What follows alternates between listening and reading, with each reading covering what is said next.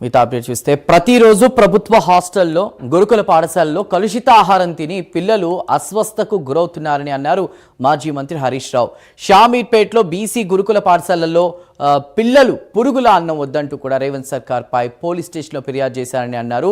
Bagh Lingampally minority గురుకుల పాఠశాలలో food poison వల్ల అస్వస్థకు గురైనటువంటి విద్యార్థులను కింగ్ కోటి ఆసుపత్రిలో పరామర్శించిన హరీష్ రావు ప్రతిరోజు ఎక్కడో ఒక చోట కలుషిత ఆహారం తిని ప్రభుత్వ హాస్టళ్ల పిల్లలు ఆసుపత్రుల్లో పాలవుతున్నారంటూ ఆవేదన వ్యక్తం చేశారు.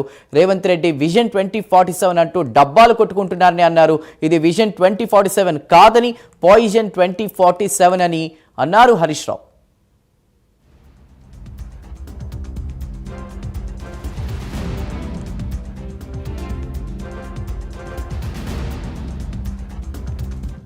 రాష్ట్రంలో ప్రతిరోజు ఏదో ఒక గురుకుల పాఠశాలల్లో ప్రభుత్వ పాఠశాలల్లో పిల్లలు కలుషిత ఆహారం తిని ఆసుపత్రుల పాలైతా ఉన్నారు.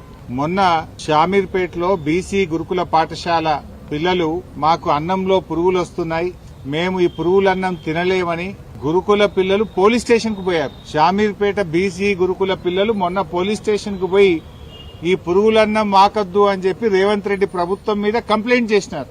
నిన్ననేమో మాదాపూర్ లో చందు నాయక్ తండాలో ప్రభుత్వ పాఠశాలలో మధ్యాహ్న భోజనంలో కలుషిత ఆహారం పెట్టడం వల్ల దాదాపు 43 మంది పిల్లలు కొండాపూర్ ప్రభుత్వ ఆసుపత్రిలో మంచాల మీద ఉన్నారు. ఈ రోజు చూస్తేనేమో బాగ్లింగంపల్లిలో ముషీరాబాద్ నియోజకవర్గము బాగ్లింగంపల్లిలో ఉన్న మైనారిటీ గురుకుల పాఠశాల విద్యార్థులు కలుషిత ఆహారం తిని దాదాపు 90 మంది ఆసుపత్రుల్లో పాలయ్యారు. కొంతమంది నీలోఫర్ హాస్పిటల్లో ఉన్నారు, కొంతమంది కింగ్ కోటి ఆసుపత్రుల్లో ఉన్నారు, ఇంకా కొంతమంది ప్రైవేట్ ఆసుపత్రులకు వెళ్లారు.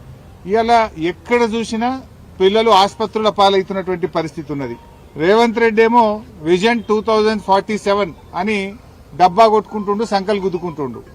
ఇది విజన్ 2047 కాదు, పాయిజన్ 2047 అయిపోయింది. కొంతమందిని పరామర్శిస్తే మంచిగా అయినాక మరి ఏడిపోతావు బిడ్డ అంటే నేను పోను, హాస్టల్కి పోను, ఇంటికే పోతా అంటారు పిల్లలు. నేను ఇంటికే పోతా, ఇక పోను గవర్నమెంట్ హాస్టల్కు అని పిల్లలు వణుకుతున్నారు, భయపడుతున్నారు.